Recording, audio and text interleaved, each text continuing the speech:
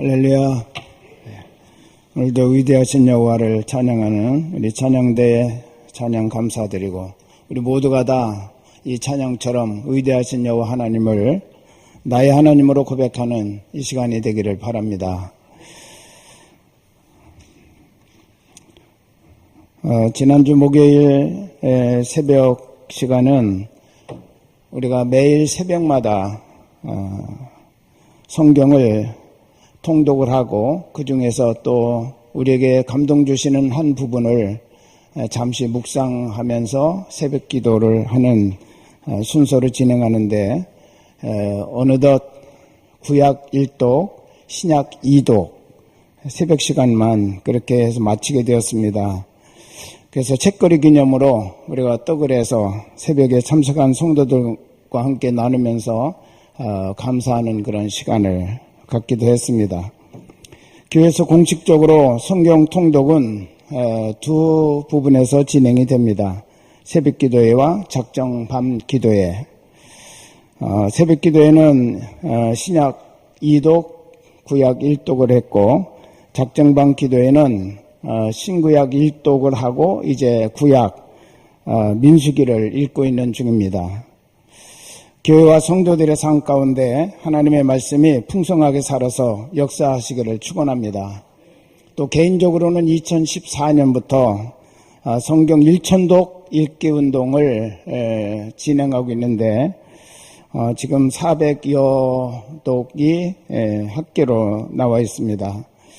그런데 가만히 보면 읽는 분만 계속 읽어서 한 분이 50독까지 하는 분도 계시고, 그런데 안 읽는 분은 여전히 안 읽고 계신 것 같아요. 여러분, 이 1000독 운동에 여러분이 적어도 한 독 이상은 다 우리 성도라면 참석할 수 있기를 바랍니다. 종교개혁의 근본 정신, 이제 우리가 종교개혁의 5대 기둥을 지금 살펴보고 있죠. 오직 그리스도, 오직 성경, 오직 믿음, 오직 은혜, 오직 하나님께 영광이라고는 종교개혁의 5대 기둥이며 우리 신앙의 5대 기둥이라고 할 수 있는 이것을 우리가 지난 시간에는 오직 그리스도 예수에 대한 말씀을 드렸고요. 오늘은 오직 성경에 대한 말씀을 우리가 함께 나누고자 합니다. 종교개혁의 근본 정신은 바로 성경으로 돌아가자는 것입니다. 그런 의미에서 500년 전 종교개혁은 그때 이미 완성된 것이 아니고, 지금도 여전히 그 종교개혁은 이루어져 가야 하고, 또 앞으로도 계속해서 이루어 가야 될 그런 내용이라고 하는 거죠. 하나님의 말씀이 우리가 100% 완성되고 있다라고 말할 수 있는 사람은 한 사람도 없습니다. 하나님 말씀 앞에 우리가 토대를 두고 우리의 신앙을 계속해서 성장시켜 나가야 될 사람이 바로 성도들이라고 하는 거죠. 우리가 들고 있는 이 성경은 적어도 매년 1억 5천만 권 이상을 만들어서 반포하고 있습니다. 어느 한 주제의 책이 이처럼 많이 팔릴 수는 없습니다. 그런 의미에서 성경은 최고의 베스트셀러이고, 지금까지 성경이 반포되면서부터 이 자리를 뺏긴 적이 없습니다. 그러나 많이 우리가 찍어내고 많이 팔린다고 해서 그것만이 전부냐? 절대로 그런 건 아니죠. 이 말씀을 많이 우리가 읽고 그 말씀 가운데 믿음으로 서야 된다는 것입니다. 감사하게도 우리나라는 세계에서 두 번째로 성경을 많이 찍어 반포하는 나라로 되어져 있습니다. 대한성서공회만의 통계를 봐도 2010년에 국내에 성경이 반포된 것이 약 120만 부가 반포됐고요.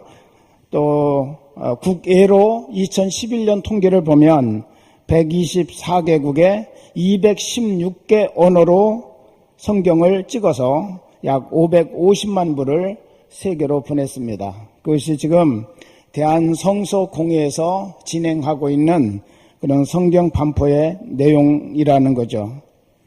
이만큼 많은 세계 사람들이 성경을 필요로 하고, 또 성경이 바로 우리의 신앙과 또 생활에 중요한 영향력을 끼치고 있는 아름다운 책임을 우리에게 보여주고 있습니다. 성경은 시대를 거슬러 오면서 수없이 많은 일들을 했습니다. 영국이나 스페인, 포르투갈, 프랑스, 독일, 이탈리아, 덴마크, 폴란드, 헝가리, 또 아메리카 대륙으로 가면 미국, 이런 여러 나라들이 성경 때문에 나라가 세워진 그런 국가들입니다. 또 때로는 성경 때문에 전쟁도 불사하고 전쟁도 일어났습니다. 성경 때문에 혁명도 일어났습니다. 성경 때문에 가장 아름다운 교회들이 세워지기도 했습니다. 또 성경 때문에 유명한 작가가 나와서 불의의 명곡을 탄생하게 했고, 성경 때문에 유명한 미술가들이 탄생하기도 했습니다. 지금도 가장 비싸고 고귀한 미술품은 모두가 다 성경을 소재로 해서 만들어진 작품들임을 우리는 부인할 수가 없습니다. 거의 모든 조각상들이 성경 말씀에 기초하고 있다는 것이고, 사람의 심금을 울렸던 수많은 문학 작품들은 거의 모두가 다 성경을 바탕으로 만들어져 우리 동서고금을 막론하고 수많은 사람들이 애독하고 또 사랑하는 그런 작품들이 되었습니다. 유럽의 역사를 들여다보면 유럽 어디를 가든지 한마디로 우리가 표현할 수 있다면 성경의 역사다, 그렇게 한마디로 묶어서 말할 수 있을 만큼 어디를 가서 들여다봐도 성경, 교회, 그리고 기독교 역사로 만들어진 것을 우리가 볼 수가 있습니다. 여러분, 성경은 어떤 책입니까? 구약은 1500년 동안에 만들어진 책이고 신약은 약 100년 동안에 기록된 책입니다. 40여 명의 저자가 이렇게 1600년 동안 기록한 66권의 책이 바로 성경인데, 놀랍게도 1600년이라고 하는 기나긴 세월 동안 서로 다른 사람이 서로 다른 지역에서 서로를 알지 못한 채 기록한 그런 성경을 하나로 묶어놓고 보니까 하나의 주제를 다루고 있더라라는 것입니다. 그래서 마르틴 루터는 성경은 예수님이 누워 계신 말구유다라고 그렇게 표현하기도 했습니다. 성경을 짜면 예수님의 피가 흐른다라고 표현하기도 했습니다. 하나의 주제, 오직 구원자 예수 그리스도를 예언하고 그분이 이 땅의 역사 가운데 임재하셨음을 증거하고 또 그분이 앞으로 이 역사 속에 심판자로 재림하실 것을 예언해주는 이 책이 바로 성경책이라고 하는 거죠. 성경은 때로는 거울처럼 우리 자신을 비추게 하는 능력이 있습니다. 2,000~3,000년 전에 기록한 그림에도 불구하고 지금도 우리가 이 말씀을 보면 나의 모습을 적나라하게 들여다볼 수 있는 거울 같은 책이 바로 성경이다, 이렇게 말할 수가 있습니다. 이 말씀을 읽고 실패했던 사람들이 일어섰고 낙심했던 사람들이 용기를 얻었으며 인생 쓰레기와 낙오자와 같았던 사람들이 일어나서 역사의 선구자가 되기도 했고, 별 볼 일 없는 무용지물이었던 사람들이 유용한 사람들, 쓸모있는 사람들, 필요한 사람들로 바뀌기도 했습니다. 버림받았던 사람들이 성경 때문에 일어나서 역사의 등불로 세워지는 역사도 일어났습니다. 인생을 포기했던 사람들이 새로운 삶의 애착을 갖게 되었고, 병들었던 사람들이 신비한 치료를 경험하는 일도 수없이 많이 일어났습니다. 심지어는 죽었던 사람들이 일어나기도 했습니다. 여러분, 이 말씀을 통해서 말로 다 할 수 없는 기적이 세계 구석구석 역사 속에서 일어났음을 우리는 봅니다. 우리는 성경을 이렇게 중요한 이 성경책을 손쉽게 구해서 볼 수 있는 시대에 살고 있음에 대해서 우리 하나님 앞에 감사해야 될 줄로 믿습니다. 제가 교경협의회, 즉 교회와 경찰이 함께 협력을 해서 지역을 섬기는 그 협의회에 참여를 합니다. 그러면 거의 매년마다 서장은 교체가 돼요. 그럼 서장이 교체되면 그때 취임 감사 예배를 서장을 이제 모셔놓고 드리는데 그때마다 우리가 꼭 드리는 게 있습니다. 성경을 선물로 드립니다. 그런데 한 번은 어떤 서장이 성경을 받고 이제 취임식 인사를 하는데 제 서재에는 성경이 20권도 넘습니다. 근데 아직까지 한 번도 본 적이 없습니다. 장식용이 돼버린 거예요. 근데 그분이 마지막에 그런 얘기를 해요. 오늘 목사님의 설교를 듣고 나니까 이제는 내가 많이는 읽지 못한다 할지라도 틈틈이 성경을 읽어야 되겠다라고는 생각이 들었습니다.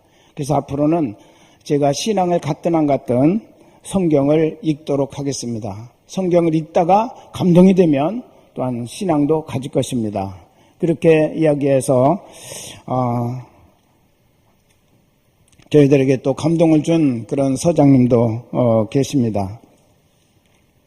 옛날에는 성경이 양가죽을 말려가지고 그거를 제본으로 해서 성경을 쓴 원본이 되기도 했고 우리가 알고 있는 갈대, 파피루스라고 하는 이 갈대를 잘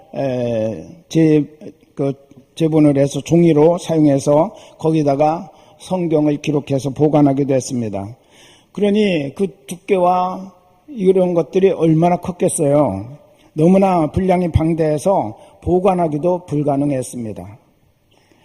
그래서 거기에다가 서기관들은 전부 이 서기관이라고 하는 사람들은 성경을 기록하는 책임자들이에요. 성경에 나오는 서기관은 성경을 기록하는 책임, 보관하는 책임, 이런 책임을 받은 그런 사람들인데 이 사람들이 성경을 하나 필사를 하려면 항상 목욕 재개하고 새로운 붓을 들고 성경을 쓰는데 막 기록을 하다가 여호와 하나님이라고 하는 단어가 나오면 그때부터 떨리기 시작하는 거예요.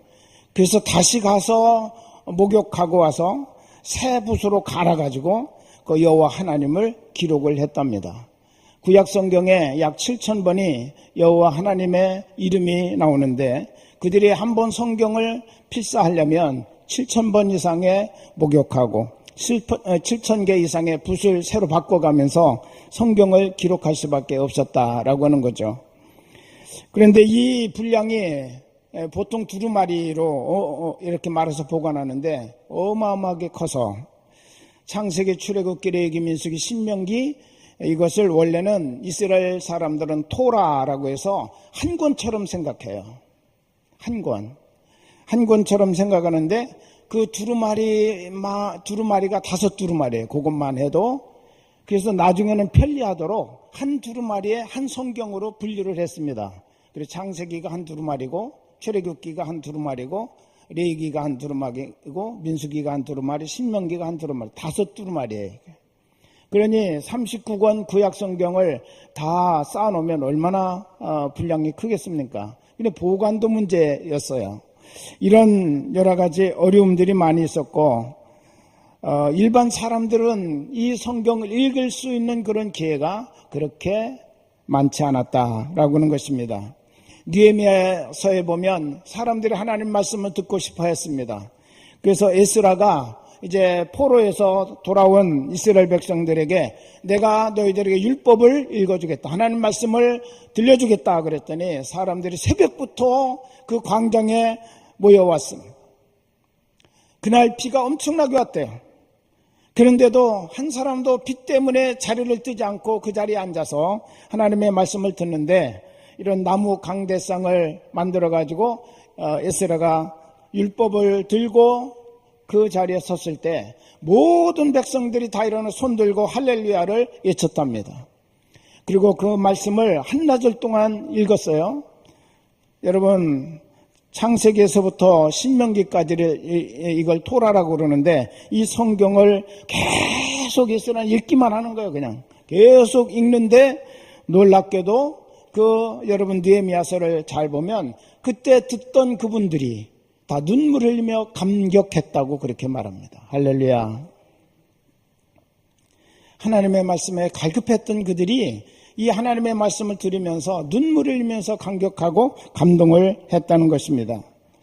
1450년대까지 구약은 히브리어로 신약은 헬라어로 베낀 사본만 있어서 교황이나 신부 이런 사람들만 읽을 수가 있었습니다. 그러다가 얼마 후에 라틴어로 성경이 번역되기는 했지만 여전히 교회에서 신부들이나 교황만 이 성경을 사용할 수 있도록 그렇게 제한을 뒀어요. 예배 시간에 라틴어로 된 성경을 읽어댑니다. 사람들은 알아듣지 못하는 거예요, 그 성경을. 그 성경을 접할 기회도 없었죠. 루터 당시에 여러분 왜 오직 성경이라고 하는 타이틀을 붙였을까요?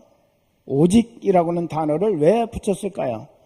당시에는 성경과 버금가는 권위가 몇 가지가 있었다고 하는 거죠. 근데 그 성경과 다른 권위를 성경의 권위와 동등하게 놓다 보니까 여러 가지 문제가 발생하게 됐습니다. 루터 당시 캐톨릭은 성경의 권위와 함께 교회의 전통 그리고 교황의 권위 이것을 동일하게 생각하고 한동안은 교황의 권위를 성경의 권위보다 더 높이 올려놨습니다. 그래서 교황 무오설이라고는 설이 나오게 되었어요. 교황은 잘못이 없다. 교황의 말은 절대적이다. 하나님의 말씀과 같다라고 그렇게 말하면서 교황이 내뱉은 말에 대해서는 그대로 다 시행하도록 한 적이 있습니다. 그런 데서 나온 교리가 뭔지 아십니까? 바로 연옥설도 나오고 면죄부 같은 교리가 나온 거예요. 성경이 없습니다. 그러나 교황과 교회의 전통이 심히 컸기 때문에 신자들에게 바로 그런 교리를 가르치고 얘기해도 신자들이 다 그거를 받아들이고 통용해 왔다는 거죠. 루터는 교회와 교황도 성경의 권위 아래에 있어야 된다. 그래서 교황도 교회도 성경의 가르침을 따라서 모든 교리를 만들어야 되고 전통도 치리도 성경을 기준으로 해서 이루어야 한다라고 그렇게 주장해서 신앙과 교회의 기준은 교황이 기준이 될 수도 없고 교회 전통이 기준이 될 수도 없고 오직 성경만이 기준이 돼야 된다. 그래서 오직 성경을 외치게 된 줄로 믿습니다. 1517년 10월 31일 종교개혁을 선언한 이후 루터는 성경을 독일어로 번역해서 약 7년 후인 5년 후인 1522년 10월에 독일어판 신약성경을 출판해서 일반 성도들에게 보급하기 시작을 했습니다. 성경이 일반 성도들에게 읽혀지면서 하나님의 말씀, 하나님의 뜻을 사람들이 직접 듣고 대하게 되니까 종교개혁이 급속도로 확산되고 잘 이루어져 갈 수 있게 되었다고 하는 것입니다. 여러분 1800년경 영국 웨일즈 지방에 메리 존스라고 하는 16살 난 소녀가 있었습니다. 이 아이는 얼마나 성경을 사모하고 성경의 말씀을 배우고 싶었는지 10km가 떨어진 곳까지 다니면서 성경을 배우는 열심을 가졌습니다. 근데 배우기만 하고 나니까 평상시 자기 곁에 성경을 두고 읽고 싶은 거예요. 근데 성경이 없어요. 그래서 성경 구입하기 위해서 닭을 길러서 팔아가지고 수입을 모으고 나무를 해서 팔아가지고 돈을 모으고 해가지고 이제 성경을 구입할 수 있는 돈이 만들어지게 되니까 100km가 떨어진 곳에 성경을 가진 목사님이 계시다라고는 이야기를 듣고 찰스 목사님을 찾아갔습니다. 그러면서 제가 성경을 한 권 사러 왔습니다. 그랬더니 이 찰스 목사님이 미안하다. 요새는 성경 출판이 끊겨가지고 성경이 없다. 그 소리를 듣고 그만 이 메리 존슨은 그 자리에 주저앉아가지고 목 놓아 울었다는 거예요. 한참 울도 성경 없다니 어떡하겠어요? 그냥 되돌아오는데 그 모습이 너무너무 감동스러워서 찰스 목사님이 자기가 사용하던 한 권 남은 성경을 그 소녀에게 주었답니다. 그러면서 이 찰스 목사님이 결심을 했습니다. 동지를 규합해서 성경을 좀 대량으로 만들어내서 보급하는 이 운동을 해야 되겠다. 1804년 3월 7일 런던에서 300명의 동지들을 규합해가지고 만드는 것이 대형 성서공회가 되었습니다. 성서공회는 최초예요. 여기에서 이제 어마어마한 대량의 성경을 이제 찍어내고 보급해서 영국뿐만 아니라 세계 도처에 성경을 보급하는 그런 기회가 되었습니다. 여러분, 이렇게 오늘 우리에게 전달된 성경은 너무나 놀랍고 귀한 책임을 여러분이 분명히 기억하시기를 바랍니다. 이 책을 우리가 그냥 보관하고 장식용으로 바라만 보는 그런 성경이 돼서는 안 되겠죠.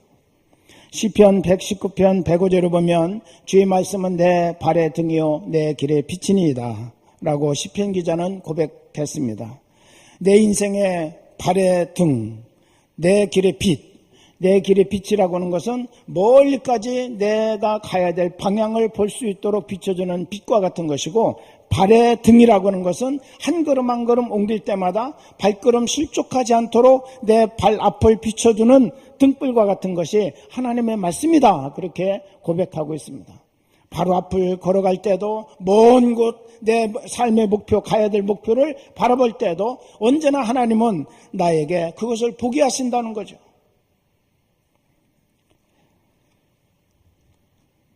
요즘은 이제 내비게이션이 발전된 그런 시대입니다. 그래서 어떤 면에서는 이 하나님의 말씀은 바로 우리 인생의 내비게이션과 같다, 그렇게 말할 수가 있겠습니다.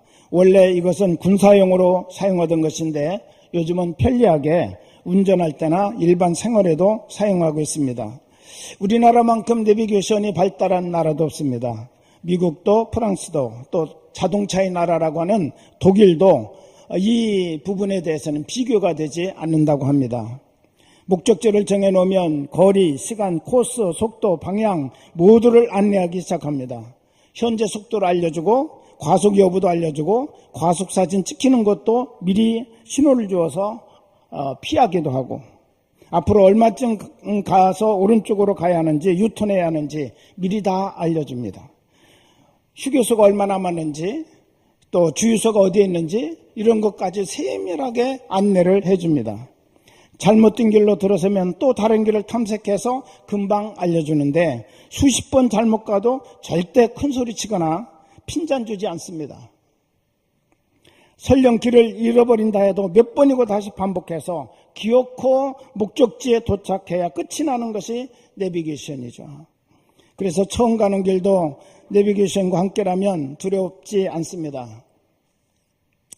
여러분, 곰곰이 생각해 보면 우리 주님의 성품이 꼭 내비게이션과 비슷하다, 그렇게 저는 생각이 들어요.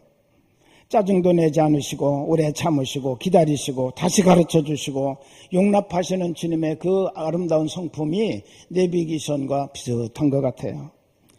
하나님의 말씀이 바로 내 인생의 내비게이션이라는 사실을 잊지 마시기를 바랍니다.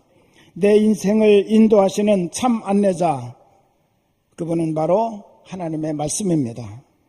그래서 예수님은 이렇게 말씀하셨죠. 사람이 떡으로만 살 것이 아니요 오직 하나님의 입에서 나오는 모든 말씀으로 살 것이니라. 할렐루야. 옛 사상가들은 하나님이 인간에게 주신 책이 3권 있다고 그렇게 가르쳤습니다. 첫째 책은 자연계라고 하는 책인데, 이 자연계라고 하는 책을 통해서 하나님의 지혜와 권능, 자비와 영광을 얼마든지 읽을 수 있고 볼 수 있고 경험할 수 있다고 가르쳤습니다. 두 번째 책은 인간의 양심이라고 하는 책인데, 이 책을 통해서 하나님의 도덕적인 성향의 지표를 발견하고 선악을 판단하는 능력을 갖추게 한다고 그렇게 말했습니다. 세 번째 책은 신구약 성경이라고 하는 책인데, 이 책은 하나님이 인류 구원을 친히 계시하신 책으로서 죄로 얼룩졌던 인간을 천국까지 인도하는 책이라고 이와 같이 가르치면서, 이 3권의 책이 있을 때 우리 인간은 풍성한 삶을 살아갈 수 있다라고 그렇게 가르쳤습니다. 여러분, 역사를 봐도 우리가 잘 알고 있는 어거스틴이라고 하는 분은 로마서 13장 12절 밤이 깊고 낮이 가까웠으니 그러므로 우리가 어둠의 일을 벗고 빛의 갑옷을 입자라고 하는 이 말씀을 읽고 충격을 받아서 탕하로 살던 그가 변하여 새 사람이 되었고 나중에는 하나님의 위대한 신학자로서 기독교를 이방 종교로부터 보호하는 일에 최고의 역할을 감당했던 그런 분이 되었습니다. 루터도 로마서 1장 17절 말씀 복음에는 하나님의 의가 나타나서 믿음으로 믿음에 이르게 하나니 기록된 바 오직 의는 믿음으로 말미암아 살리라는 이 말씀을 통해서 구원의 확신을 얻었고 또 종교개혁을 시작하는 동력을 얻게 되었다고 말합니다. 아프리카의 선교의 시발점이 되었던 리빙스턴은 마태복음 28장 20절 볼지어다 내가 세상 끝날까지 너희와 항상 함께 있으리라는 말씀을 믿고 아프리카 식인종에게로 들어가서 그들에게 복음을 전파한 사람이 되었습니다. 미국의 초대 대통령 조지 워싱턴은 성경 없이 이 세상을 올바로 통치한다는 것은 불가능한 일이다 라고 말하면서 정치의 표준을 성경에다가 두었습니다. 독일의 비스마르크라고는 철의 재상이라는 별명을 가진 이 비스마르크는 골로새서 3장 23절 무슨 일을 하든지 마음을 다하여 주께 하듯 하고 사람에게 하듯 하지 말라라고는 이 말씀을 언제나 붙들고 그가 정치에 임함으로 말미암아서 훌륭한 정치가로 독일 역사에 가장 존경받는 정치인으로 그가 서게 되었습니다. 노벨상 수상자들의 80%가 성경을 알고 성경을 하나님의 말씀으로 믿는 자들이라고는 통계가 나왔습니다. 내 발의 등이요 내 길의 빛이 되시는 하나님의 말씀인 성경을 여러분 가까이 하시기를 바랍니다. 이스라엘 민족을 어느 분은 한마디로 한책의 민족이다 그렇게 별명을 붙였습니다. 한책 그거는 바로 성경이죠. 목숨 걸고 성경을 읽고 목숨 걸고 성경을 붙들고 목숨 걸고 성경대로 살으려고 했던 그 민족을 하나님께서 오늘날 가장 이 지구 역사에서 축복받은 민족으로 우뚝 세워주신 것을 누구도 부인할 수가 없습니다. 감리교회 창시자 되신 존 웨슬리 목사님은 나는 한 책의 사람이 되고 싶다라고 그렇게 그분이 고백했습니다. 한 책이 뭡니까? 바로 성경의 사람이 되고 싶다는 거예요. 가나안 교회 성도들도 성경의 사람이 되기를 소망해야 될 줄로 믿습니다. 그러려면 성경을 매일같이 읽고 교회에서 제공하는 성경 공부반에 들어가서 성경을 공부하고 매주마다 제공되는 성경 문제집을 풀면서 성경을 가까이 대해야 됩니다. 그러면 반드시 하나님을 만나는 축복과 하나님이 부어주시는 은혜를 얻게 될 줄로 믿습니다.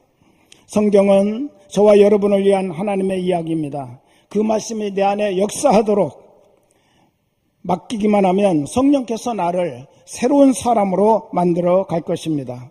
그리고 하나님이 원하는 사람, 하나님이 쓰실 만한 존귀한 사람으로 나를 변화시켜 주실 것입니다.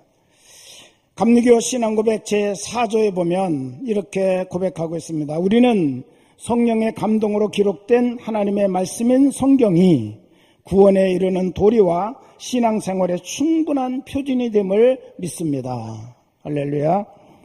이게 1930년에는 교리적 선언이라고는 이름으로 출발을 했는데 1997년에 이거를 감리의 신앙 고백으로 명칭을 바꾸어서 조금 더 다듬었어요.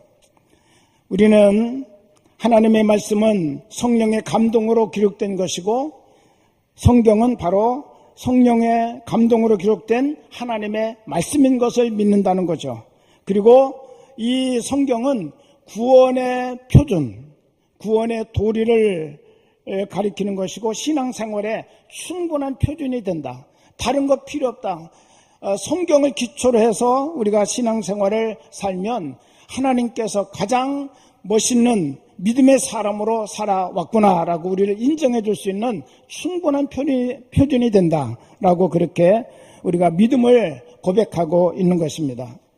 여러분, 성경은 하나님의 감동, 즉 하나님의 숨결이 들어있는 책이기 때문에 히브리서 4장 11절에 보면 12절에 보면 하나님의 말씀은 살았고 운동력이 있어서 좌우의 날선 어떤 검보다도 예리하여 우리의 혼과 영과 관절과 골수를 찔러 쪼개기까지 하고 우리의 생각을 다 드러내신다고 말씀하셨어요.